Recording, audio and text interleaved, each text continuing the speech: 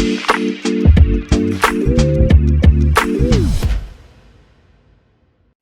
right, we're back here on Go Big Orange Friday. You guessed it, on a Friday here in Knoxville, Tennessee. Ryan Schumpert, Rocky Top Insider, is here. Ryan, good afternoon, sir. How are you? Doing well. Doing well. Glad to be back on here talking, and even I was going to say gladder. That's not a word, but even more glad to be just 13 days away from the start of the season. Yeah, I mean, we're right there, man. It's pretty wild that we're this close. Drove by it today, was on campus for a graduate type thing, fair. And I'm not going to lie, Ryan, one of my weakest moments as a man came today where I'm pulling into my, so I have the parking sticker and all that kind of stuff. So I was like, I'm going to go in one of the C lots, and I was pulling in, right? And I pulling in, realized that, do you know right by the communications building, there's the roundabout, right? But before that, Uh-huh. there's another lot that's pretty common, right? I forgot what it's called. Right across from Stokely. Yeah. And I am moving in that direction, and I back up because I realize when I get up there, and I have an SUV, big car, that I'm like, I could try and fit into this one spot, or I could just back all the way out of the entire lot and just move right up to the communications roundabout. And that's what I decided to do. But there's someone who is watching me back out with an open spot right there, me back all the way out and do this weird curve, like a backwards out. It was a whole thing, man. But I was just like, I don't trust it. I'm just too close, too big, and I'm worried that someone's gonna hit my door. And my only options, because it's so tight getting around there, Yeah. it's like I can't really go. I didn't feel good about it. Didn't feel it in my gut that was gonna go well. And I didn't want to do the whole Michael Scott where he just backs in and he's like, "Oh, not gonna fit there," and he just drives away. I wasn't about to do that, so that's what happened. That lot's a disaster from a small spaces standpoint, but from that stand, I mean, most of the lots have very small spaces, maybe a little bit smaller there. But just maneuvering through that lot, like if you go all the way through and you got to make that kind of turn back towards the left to get out of there, big car, you got no chance. I mean, That's what I'm saying. that's I a thought it was great. Okay, I feel narrow. better now. I Now feel better that it's not built for big cars. That I've lot is gotten just. I've gotten nervous driving through it in my Nissan Rogue, so no shame from me, at least towards your situation. There you go. I mean, last night at Sevier County, people were parking all over the place on the sidewalk, on the grass. It was full, dude. And I pulled in there and I'm like, what is happening? It was packed. And I didn't feel good about my spot. I didn't feel good about where I was put. I was like, I'm going to come back and there's just going to be a full on side swipe. There's just going to be a side swipe and I'm just going to see black paint all down my car and I'm going to lose it. But no, it actually worked out on the There we field. go. A lot of fun. Smoky Sevier Bear County. football. Dude, it's a pretty park. It's It's a a pretty view. beautiful, beautiful football field and stadium. It's one of my favorite. I've only been there once. William Blunt played out there, I guess 2 years ago now, and I covered a Mm, game. And it's one of my favorite stadiums I've been to in East Tennessee. yeah, for sure. So if you're in Sevierville over the weekend, you're like, hey, I'm looking for something to do on a Friday night. It's a good thing to do. Go check out the Smokey Bears. It's a fun time. Absolutely. There you go. I'll be at South Doyle, Oak Ridge. Are you going to do any high school coverage this year, or are you just that's over for me?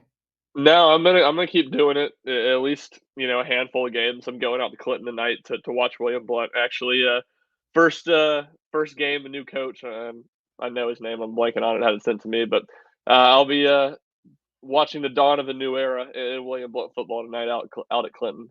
They have a good quarterback, I think. Blunt, right? Don't they have a new They one? well, I do think they have a new one. They had a kid last year who was pretty good for him, and he transferred.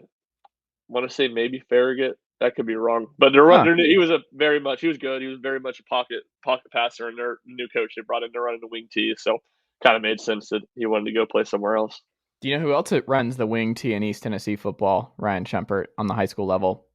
Who's that? Pigeon Forge. Really? Okay. He's a wing T guy. Been on this program about a month or two ago. Yeah, Nice, he lives and dies by the wing T. nice. I feel like it used to be way more popular. At least I think Yeah, Tennessee was a big wing T state. Like growing up watching high school football games, like maybe not half probably over dramatic, but it was not odd at all to see the wing T. And now it's kind of a huge abnormal thing to see when you see it. A high school team running the wing tee. Power tee, get that out of here. We're wing tee. Like, this is a Oh yeah, wing tee state. People forget, like, power tee, power tee. That's what we're all focused on. No, it's all about that wing tee. Pass downfield, not on our watch. Not nope. gonna happen. Well, there you go. There's your high school update report on East Tennessee high school football. But I know the listeners, and I know we actually have a lot of East Tennessee folks. So go out, support high school football on Friday nights. We have some Tennessee football to get into, Ryan, because since our last pod last Friday, Tennessee landed 2 big time recruits. Not one, not two. We were going at it like you just want 1 or 2. Like, if you Yeah, get 1 out of 2, then you're feeling pretty good. They end up getting Gibson, the Alabama kid, 4-star corner over Georgia. They also get 4-star corner out of Baton Rouge, Louisiana, and beat Texas for Jordan Matthews, who had, I think he revealed to Austin Volquest that like he had known for a while and was just going to sit and wait on it and do his own reveal. And it was Tennessee for a while. And he kind of kept going to Texas because he wanted to reaffirm that Tennessee felt different. That one visit and everything else that was like, okay, that's just not the same. And Tennessee's the spot for me. When you look at both of those impacts, were they both surprises for you? And who do you think is more likely to sign on December? Who do you think is, or do you think they both sign?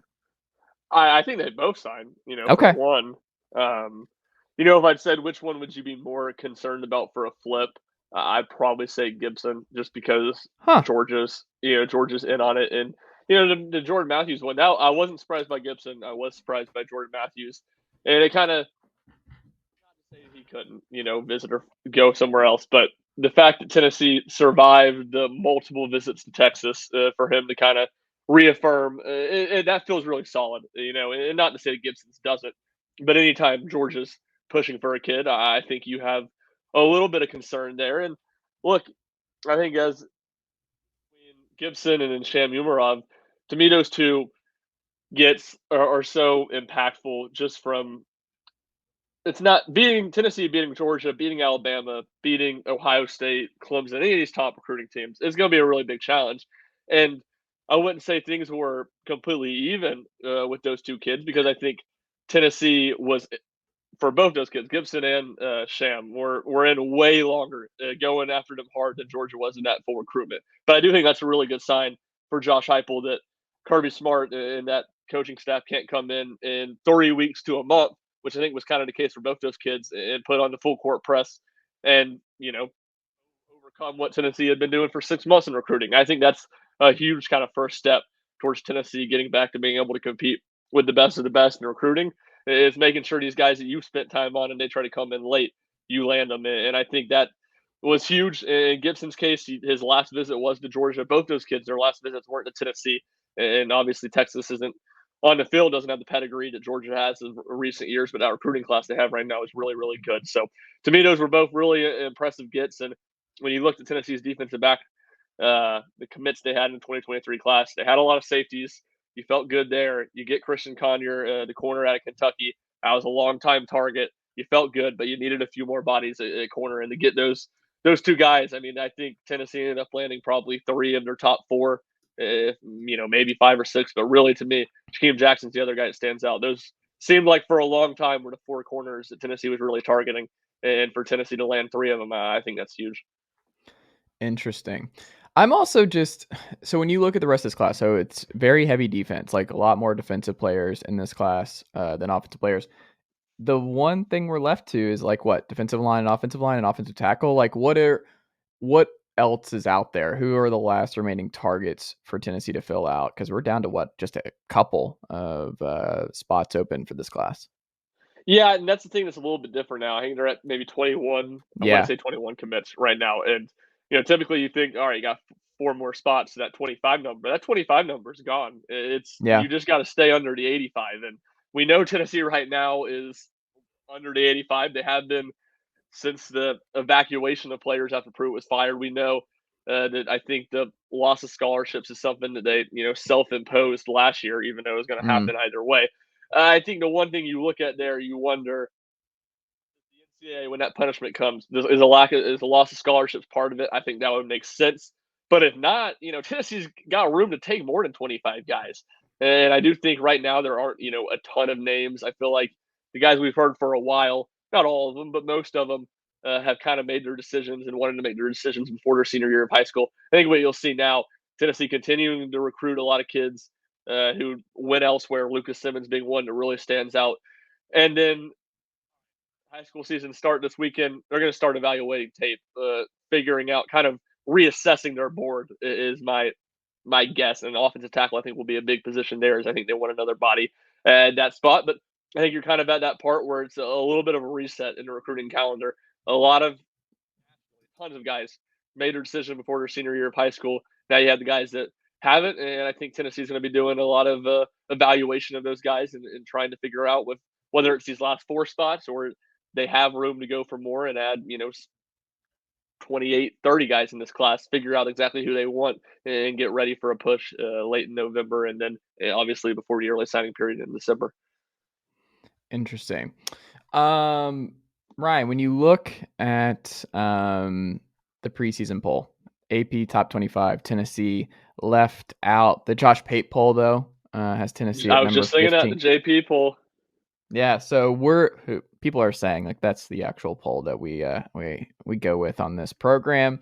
But when you look at that, was that a surprise to you? Does that ultimately matter? Was there one that really just felt a little egregious to see Tennessee over or this team over Tennessee? I will say, I hope Tennessee fans though, because this is something I've just noticed with talking to a lot of folks, and they just have penciled in the Pitt game as a win. And I Yeah. mean, when you got like, it's just very strange the way that fans are talking about Pitt and going up to Pittsburgh and playing just a really good Pitt team who might be back in the ACC title game this year. Yeah, you lose Jordan Addison, but they might have their next Aaron Donald on the defensive line, who looks like he's going to be a first rounder next year. They have a good defensive line. We have questions about the Tennessee offensive line right now that like, I just people are so focused on Florida that I'm like, can we get through Pitt? Like Pitt's I think 16th in the AP poll. Like they are ranked. Florida's not. Like Pitt's a good football team, and that's something that stands out to me. Is like, can we talk about like that is an important, really really difficult game on this Tennessee calendar this year that I don't think we thought was going to be the case a couple of years ago. But what do you make of Tennessee being left out, and does that ultimately matter? No, it doesn't ultimately matter. Wasn't surprised that they were left out. I think they're 26. That's I think kind of been the range for a lot of rankings. The back half of the top 25 or being right left out. If anything, I think it's a good thing. It just doesn't put the pressure on you to start the season. I think can maybe allow Tennessee to slide under the radar a little bit more. Though they're 26, and by the time they head to Pitt week 2, I wouldn't be surprised at all if they're ranked. When you look at people ahead of them. That's the thing about to make these rankings so hard. To me, you got a top maybe 7 or 8 that are clearly you got a top 3 to me that are clearly the best 3 teams, and then you probably got a second group of 5 more teams, and then after that, I mean, from 9, 10 to 30, is there more of a than a 5 point difference in these teams? I don't really think so personally. I mean, I think it's very very tight. So that's why I'm not surprised. That's why I don't think it's a big deal. When I look at anyone that really stands out being surprised ahead of them, I mean nothing crazy. Ole Miss, I've been a little bit surprised by that they've been a consistent, kind of or right around number 20 team. I expect them to take a little bit more of a step back. I think they'll probably end up not being ranked for most of the season. I picked them, I think, sixth in my preseason predictions in the SEC West back at media days. And then the other one, not that Tennessee should be ahead of them, but I do not to discount anything you just said about the game because I think everything you said about the game is accurate about the Pittsburgh game. But 16 just it feels high to me. It really does. Hmm. And again, there's not a huge gap in these teams, so maybe it's a lot of nitpicking by me. But this is a team last year that was good, but for the majority of the year, I would imagine was ranked 10 to 15 in that range. And you're telling me the team that lost their Heisman Trophy candidate quarterback and Jordan Addison is just going to be, basically just as good, a point worse. I don't really buy that. I think Pitt's going to be good. I think they 100% that game is probably pretty close to a toss up, I would say. the Tennessee-Pittsburgh game. But to have them that high with what they have to replace on the offensive side of the ball, I think is probably a little high. That's fair. We'll see what happens though. We'll see. I'm just excited to watch it happen. Oh yeah, I mean, it's gonna be fun. September is gonna be a fun time. Maybe a horrible time. I don't know. Well, actually, no. No matter what, it's awesome because I'm getting married in between the Pitt and Florida game. But yeah, no, a lot going on in September. Ryan Schumpert, a lot on the big lot month. on the docket for September. But we'll see. We'll see what ultimately happens. I also will say, like, the ones that's just egregious, and we just see this all over the place. Like, you saw Chris Doering putting 11-1 Kentucky on the Yeah, SEC Network. But I will say, we stand Chris for making Tennessee the lone loss on the Kentucky calendar. So it's as crazy as it is, as Kentucky going both 11-1 and also beating Georgia this year, where they're going to be probably 2 minimum dogs, even at home against Georgia. Like, they're not beating Georgia. That's just one. It's not happening. A, B. Tennessee, and people are going to point to the fact that they went into Knoxville in the Garantano game where he threw like 19 picks in a row. And I think you put in, didn't JT Strout go in and immediately throw a pick when he got inserted into that one? first pass. Yeah, Yeah. following it was a 4-possession streak. Yes. Tennessee fumbled a handoff, pick six, interception, where Kentucky got the ball inside Tennessee's 30-yard line. The Jeremy Pruitt era crumbled before our eyes on a mid-October. Poor Sunny Garantano, man. That was afternoon. like, because it was so awkward because there's obviously limited capacity in that one. And you could just hear just the strong Garantano boos. And it was just like 37 people in this Coliseum just really letting them have it. It was a weird time. And that was just rough. And I don't miss that whatsoever. But Kentucky's not going to be better than Tennessee. Like, they're not going to be favored on the road at Tennessee. And we look at it and we're like, yeah, well, Kentucky's got a better schedule. I think that's just about it. It's like Kentucky has a better schedule. But if I read like, oh, an electric offense in Kentucky, and it's like electric, we'll see. We'll see. But I'm not worried. I don't think Tennessee's worried about Kentucky coming into Knoxville this fall. I don't think it's a big concern there. Something that is a big concern, though, Ryan Schumpert, the Smokey Greys are back for good. Like, based on the Yeah, rollout, like, these are not just like a gimmick type thing. Like, Smokey Greys are going to be in the rotation every year, right?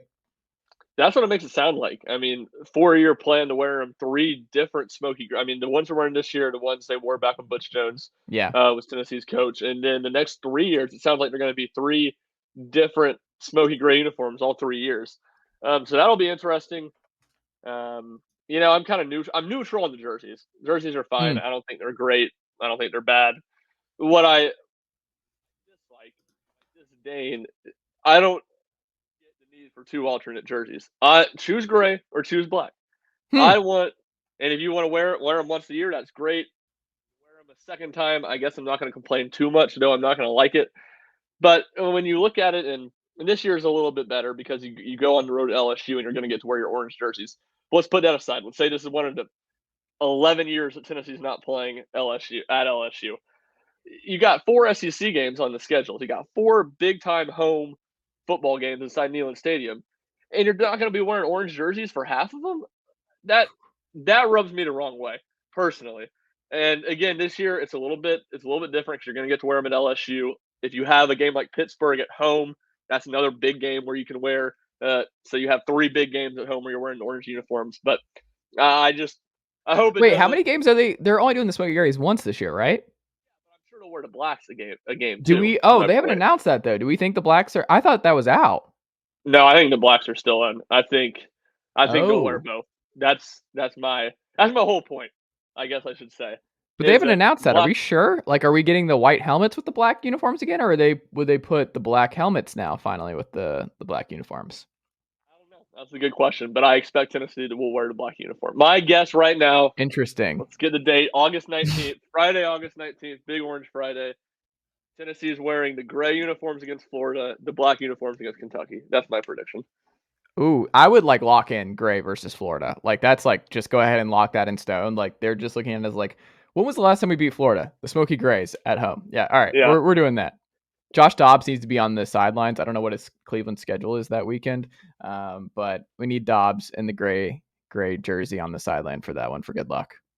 Yeah, and again, this is nitpicky by me, Oh but I no. have a little bit of beef with the fact that the last Tennessee's best home win the last 10 years, the game everybody loves showing highlights of, 2016 Florida game. I hate the fact that they're wearing gray uniforms in that. Oh I wow. want them to be wearing orange uniforms. If we're showing Tennessee's big performance, I want to see the orange. But Am I talking to again, Grandpa Schumpert or am I talking yeah, to I was about Ryan to say Schumpert here? I'm an old curmudgeon with Hmm. that take, an old geezer. Dude, you're like, So you could hold court at Litton's with this take. Like, you walk around and you just bang your table and you're just like, what? Not enough orange. Not enough orange and white. I cannot believe they're wearing the Smokey Greys in the best moment in Tennessee football over the last decade. Can't do it. And they're all like, yeah, absolutely. and I say all that to say, I don't say all that to say. With all that said, Hmm. I don't actually care. I mean, Don't walk it back, Ryan. You definitely care. That was so specific. You see a highlight. I'm going to send you one a day now. I think this needs to be a bit. Ethan, get on this as well, where we just send you some highlights of Tennessee football and the Grays. Because I think that's genuine. I don't think you like I don't think you like the Smoky Grays, and I think you definitely don't like that they wore them on an important Saturday in Knoxville. I will say, I disagree. I do not dislike the Smoky Grays. I'm neutral towards the Smoky Grays. I'm neutral toward the blacks. They look fine. They're good Mm. looking uniforms. Sure, they don't look as good as the orange, but that's none of my business. But that is true. I don't know if I'd say I really dislike the fact that they wore them in a big game that they won. But if you're going to show me highlights from 26, if you're going to show me highlights from Tennessee beating Florida in 2022, in 2026, I would like Tennessee to be wearing orange uniforms and not gray uniforms, and You I know what think I that's would fair like to enough. just beat Florida, Ryan. And if we Yeah, have to wear Smoky Grays to beat Florida at home, then that's what you're gonna do. Like that is what you're going to do. That's where I'm if at with it. if smoky gray uniforms help you win the game, you go take the orange uniforms and you go set them on fire, and then you go toss them in the Tennessee River, and you never wear them again. But personally, You could just as toss a them in the Tennessee River and never wear non-superstitious, them again with as that water. I don't know if you want to put those back on after taking a dip in the Tennessee River. I don't know, man. as a non-superstitious person, I do Yeah, not think that you are a plays little an effect. stitious. You're a Maybe little a stitious. tad stitious. I did note that he's doing. I think they're gonna start doing it every year. At least that's the way they made it sound. These champions weekends where they honor every team that won a championship in the past year, and then like the anniversary. So the 5 year, 10 year, Mm. make 20, 25 year. So as maybe a little bit stitious person, I have run the numbers. That is the Kentucky weekend this year. 25-year anniversary of the 1997 SEC championship team. Peyton Manning is probably going to be in the house. So Ooh. Peyton Manning curse takes on Kentucky's inability to beat Tennessee in Knoxville, and we have an immovable object Do we meets know an the last unstoppable time? force. Do we know the last time Tennessee won a game with Peyton Manning in attendance? Do we actually have a definitive date on that? No, I don't have one. And I have for the longest time been the Manning curse. Like, that's so stupid. You people should be revering Peyton Manning for the fact that he watch every time he comes to watch his alma mater, who's been terrible for a decade. Anytime he comes to watch him play, they lose, and he Yeah. still comes year after year. He's this much of a VFL. He loves his team this much. Like, you people need to be grateful that you have an alum this Oh wow. big time. But when I like this take. you had the Georgia State loss, Yeah. and then you have the number one, the baseball team being amazing all year, He and was there for Notre Dame. Yep. just getting killed in the game he Yep. is at. That was the Friday game, wasn't it? That was, yeah. Yeah. It's made me start to backpedal off that take a little bit. I have to admit, maybe there is something to Do you this think he Manning knows curse. about it? He has to know about the Oh, he Manning. has to know about it. Yeah, I think he knows about it. I wonder what he thinks because I mean, sense of humor. I wonder if he's like, yeah, my bad, guys. Like, you know what he needs to do is like someone needs to sit down Peyton and be like, all right, here's what we're gonna do. Like, if we want you, like, we love your support, all that good stuff. You can come for South Carolina at home. You can come for Tennessee Tech at home. Like, let's just end this curse for a second. Like, have you on TV with a win, and like move on. Like, and then we can revisit. Like, you But that's coming back. That's the Georgia State. He was at the Georgia State game, I know. and that was the other part of my argument for a long time. I was like, well, he usually comes to the big game. Like, he's usually Hmm. coming to I think Georgia, he was at Georgia Alabama. this past year. I want to Yes, and say it he was was like, there. well, I don't know if you guys have been paying attention. Tennessee hasn't won a whole lot of big football games the last 15 years. But when he's at the freaking Georgia State game and Tennessee still loses, Yeah, that's it makes you think. It makes you think. At some point, because a lot of Tennessee fans know on Twitter, like at some point he's gonna walk around Knoxville and they're gonna be shouting at Peyton, like Peyton, what the hell are you doing here? Like they're gonna be fans. Like it's so important where it's like, can we pay for you to leave? Like Peyton, we love you, but like you need to go. Watch it at you have a bar. You own a bar True. here in Knoxville. Go watch it at the bar. Like don't go in the building. Like we just can't have you in here right now. I wouldn't be surprised if it's already happened. There you go. We'll see. I hadn't considered. I just assumed dark mode was out, but whatever. Like I think dark mode's fine if the black helmets. Just the white helmets don't work with that uniform. But I will say too, you know what's weird, and Will and I were talking about this yesterday on the college basketball show. Like everything looks good with the baseball team. Like the black looks great, the grays look great. The cream is just my favorite baseball uniform, just top notch. The ball Yeah, font, chef's kiss phenomenal. over there. But the basketball team can't do anything. Like grays don't look good for them. I don't know if the black would look great, the black and orange. I don't know. The basketball team kind of has to have your traditional orange and white. And we know Rick Barnes is about the orange and white and I'm not going to go too much off there. But like, I don't think they can do that. None of it looks good to me on a basketball uniform. It's so weird. Yeah, and the Smokey Grey uniforms they did like wear Mm, probably 7 or 8 years ago now, I thought looked horrific, to be honest, yeah. like with the black stripe. And mm, I do wonder, like, if you, I love the template of the uniforms they have now with the yeah. Tennessee on the top, number, volunteer. Like, I think that looks phenomenal. I think it's the best of all the jerseys on Tennessee's campus. I think that those are two or maybe the best set. Hmm, And the orange ones honestly might be my favorite. The creams are really good too. So yeah. that's a lot of competition, but they look phenomenal. And I wonder if you did like a gray with that design, how it would look. Hmm. But I'm not, I'm an orange and white guy. I like it. I like knowing when Tennessee goes into a game what they're going to wear. I think it's people don't come throw eggs at my house for this, but I think it's so cool. Alabama, what are you going to wear? They're going to wear crimson helmets. They're going to wear white pants. If they're at home, they're going to wear a crimson jersey. If they're on the road, they're going to wear a white jersey. It's simple. I think they're good looking uniforms. I think there's a kind of a simple swagger to it that I think the Tennessee basketball team carries as well with their uniform set. Oh, I like it. Did not know we were going to go down a uniform rabbit hole, but I'm here We've for it. gotten down a huge uniform rabbit hole. People care about this stuff though. It's fine with me.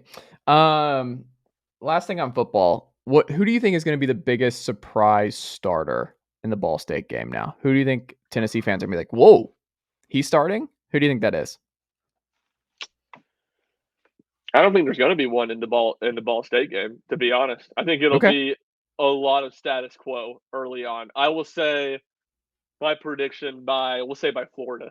I think you'll have Kamal Haddon and Christian Charles starting at corner, and Okay. Warren Burrell not being a starter would probably be the bigger surprise there than either one of those guys. But I think both those guys have been good. Kamal Haddon, we got to watch him one on one today in the red zone. He was fantastic in that drill, and I think those guys are going to end up being Tennessee's fighting of the year. I think they're going to play the most snaps at corner of anybody. Hmm. Well, we also have Tamarion McDonald, who is gonna start at star. Like we thought it might be Turrentine, Wesley Walker, and it's just gonna be Tamarion McDonald. Like he's probably starting, right? Ball State. Yeah, I think so. Which maybe that would be the surprise. But to me, there was so much questions about the star spot that no one really knew, and it felt like a McDonald Walker battle, and then Walker's been banged up this week and hasn't been practicing at least while we've been out there. So that seems to kind of truly open the door where I think it's probably going to be McDonald almost certainly with the first snap of the season. But that's a spot where Tennessee's talked about wanting to play more guys, especially on defense. I think you'll see a lot of different at least those two guys, if not Turrentine too, um, really earn some snaps there, and it'll be a little bit more rotation than it was last year, where Theo Jackson was out there. If he was healthy, he was out there every play. This is gonna be a fun exercise. All right, This is rapid fire, Ryan. You ready? Okay, Starting strong safety against Pitt. Flowers. I guess McCullough is the strong safety. Flowers is Those the are free two safety. safeties. Yeah, there I, you I go. think I think it's gonna be those two. Two starting corners, three starting because we're gonna be in the nickel a lot. The three corners to get the most amount of snaps in the Pitt game. I'll go Burrell, Haddon, and McDonald. Okay. Two linebackers who will be starting in the Pitt game will be who? starting Banks and Beasley, I think Mitchell gets more snaps than Beasley in the game, though. So we're not going to put Mitchell in the starting lineup yet. He's going to be just rotated in early on. I think he's going to be rotated in, but I think right now you'll see those three guys probably play very similar snaps to one another, and with my guess being Banks for sure playing a little bit more, and I think Mitchell will probably end up playing a little bit more than Beasley, with Solon Page the third getting some snaps as well. We got Barron and Young on the edge. That's set. Who do you think the top 3 defensive linemen used in the Pitt game will be?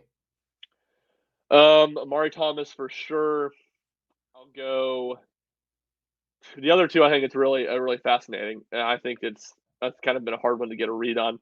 I'll go Bryson Eason and Dominic Bailey? Dominic Bailey is. I have 3 guys in my mind. I'm gonna go Dejon Terry though. Okay. It Interesting. was Dominic Bailey, Terry, and then Elijah Simmons were the three guys that kind of stood out. Left tackle in the Pitt game will be who? Crawford will play more snaps, or he'll play all of them. I don't think Mincy will win that job, but I wouldn't be surprised if they both played. 1 through 3 in terms of carries. Who gets the top 3 carries in the Pitt game? Jabari Small 1, Jalen Wright 2, and I'll go Dylan Sampson 3. Okay. The most interesting one to me, because we don't know with Brew McCoy yet. We still don't know if he's going to get cleared. And that still just might take up, we don't know.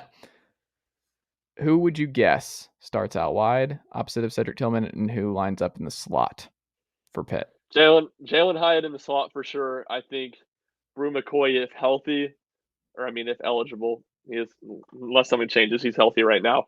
But if he's not, and I think this will maybe sound a little bit upset, or sorry to our guy Ramel Keaton, I'm going Walker Merrill. I think if Brew McCoy is not eligible, I think Walker Merrill starts opposite of Cedric Tillman.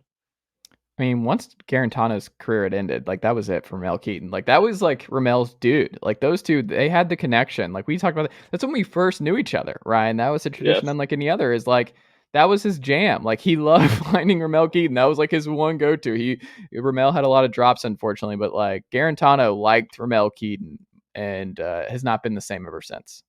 Yes, those two guys. There were a lot of targets, and those two guys throw the ball to one another in the offseason because the timing could not have been worse. What a different time. Yeah, I think. Well, but it's a good people who might panic about the Walker stuff. I'm I think it'll be fine. And also, Javonte Payton had how many targets last year total? At that spot, they're not going to target that spot a crazy amount. The targets will. If they follow the same formula they did last year, it's going to be the Cedric Tillman and Jalen Hyatt show, right? Yeah, Peyton, I think, had 17 catches last year. I'm trying to go find. And half of them were touchdowns. Yes, and half of them were touchdowns, and it didn't seem like he had a ton of targets either. Besides that, so I think you're right. I think that's why this offense has become so intriguing. If you get Brew McCoy eligible, is because I think Brew McCoy can become a certified third guy who gets more targets than that. And while we're in the Cedric Tillman talk, and while we're, I said we got to watch him one-on-one today in the red zone. Cedric Tillman just absolutely mossing people. It was a sight to behold. I think he did 2 reps while we were watching it, and both of them were mosses on fade routes. We'll see. 18 catches for Peyton, not 17. Incredible. I shortchanged him one. And I think I remember every single one. I think I remember every single. He was the one who. Did he break the one, or was that Vilas the first play of the game against Kentucky? That was Peyton, wasn't it? That was Peyton. Yeah. Vilas had the touchdown the next drive, 75-yard touchdown, but Peyton had first play. He was the first down touchdown guarantee. That guy. Who has the most catches in the slot this year? Hyatt, Callaway, or Squirrel? Yeah, I think it's Jalen Hyatt, and I don't think it's close, to be honest. Callaway, I've said on here for a long time, I've been driving the bandwagon, but the bandwagon's starting to leak a little bit of gas, to be honest, entering the season. I think Squirrel White probably even ends up with more receptions than him. But I think Jalen Hyatt's going to have a big year, and I think Callaway's lack of consistency, dealing with a little bit of an injury right now, coupled with the fact that Squirrel White's a 165-pound freshman, just make that one an easy bet. There you go. Last thing, and we'll wrap up here, Ryan. The basketball team, Freddie Dilione out of North Carolina, 4-star kid, combo guard. He commits to the Vols. What are the Vols getting in Dilione, and is this a pretty big win for Rick Barnes in this cycle? Yeah, I think it is. I think it's a really good get when you just look at who Tennessee got them over. Virginia, Wake Forest, and then Alabama was the real big one. I think it kind of felt like Tennessee was in the driver's seat throughout the summer, and then his last visit was to Alabama. So that was certainly something you had to withstand. And I think he's, from everything I've seen, he's a guy I expect will get a bump in the next recruiting updates from most of these sites. It seemed like he had a really good month of July. He plays on an Adidas AAU team on that Adidas circuit. It seemed like he was really, really good. So, and then from talking to a few people that have watched him, he just seems like a Rick Barnes player. Can combo guard, probably better going to be off the ball in college if I had to guess, but can play on the ball, plays point guard in high school in North Carolina. I think in Raleigh is where he's from, and then just a physical guard who's a good shot maker, really good mid range game, really headsy player, good passer. I think 6'4", really well built, has the type of build to really come in. I think be good on defense right away, which obviously, as we know, if you're going to play for Rick Barnes or you're going to play defense, so I think it's a really good get. I think it's a get that's probably better than what the rankings say. And Tennessee, obviously, not to act like losing out on Justin Edwards wasn't a huge deal, because I think that was a guy they spent a ton of time in, and I think probably even led for a lot of it. And he's number 2 player in the country. So don't get me wrong, that's a huge guy that it was huge that they weren't able to land him, and Kentucky got him. But the 2 commits they have right now, I think, are Cade Phillips being another one. I think are really good. I really like the formation of this class, and I think on top of those guys being good players, I think they're multi-year players. I think both those guys are here or in Knoxville 3 to 4 years, and I think they are players that fit what Tennessee does really well. I think these are good program fits, which can always be a hard thing to figure out recruiting. So I really like what Tennessee's done. We'll see how things. JP Estrella, the next guy making a decision, I kind of feels like that one, maybe a little more Syracuse, Iowa in there as well. But we'll see what else they do with the rest of the class. But I really like the foundation that they have as they go into the fall. Does he feel like a 2-year player, 2 to 3 year player? Or do you think he's a one and done? I think he's a 2 to 3 year player. And again, Okay. I've only watched his highlights, but from talking to some people who've seen him a lot more than me, they say multi-year guy. I would guess, to me, he kind of feels like a 3-year guy. That kind of traditional, come in, play some your freshman year, second year be a main player, and then third year have a really good season and go pro. That's kind of the way I see that one going. But I could be surprised. I think his athleticism, combined with the fact that I think he's not a super polished 3-point shooter right now, probably would make it hard for him to be a one and done. All right, there you go. Ryan, what can the good folks check out from you over at Rocky Top Insider this week? Yeah, plenty of stuff on all the basketball recruiting, and then plenty of stuff on fall practice. I had a piece yesterday looking at the 2 freshmen outside linebackers, James Pierce and Joshua Josephs, who I think are going to have a chance to make an impact on this team. And even Josh Heupel said today, when asked about, do you believe the pass rush has a good chance to be better this year? He said, yeah, he went into a lot of reasons. And he said, I think we got a couple of young guys that by the end of the year will be able to help us out there as well. So, and I think they're kind of in that list of young guys that when Ball State rolls around, when Pitt rolls around, they may not be playing a ton more in special teams. But by the time you get to November in Missouri and South Carolina and Vanderbilt, I wouldn't be surprised if those guys don't play a big role in this team. All right, there you go. Ryan Schumpert, always a pleasure. Greatly appreciate it, and I will talk to you next week. So